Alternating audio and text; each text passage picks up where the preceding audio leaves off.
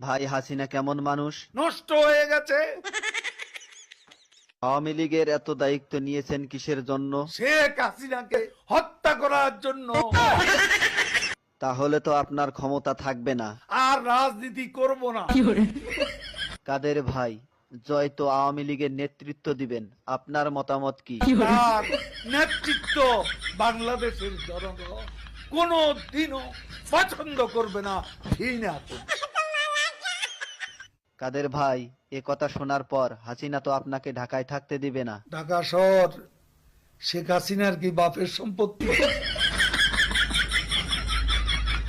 কাদের ভাই, আওয়ামী লীগ কেমন দল? এরা খুনি। আপনার কাছে শহীদ জিয়া কেমন ছিলেন? সে মহানায়ক, মহাবীর।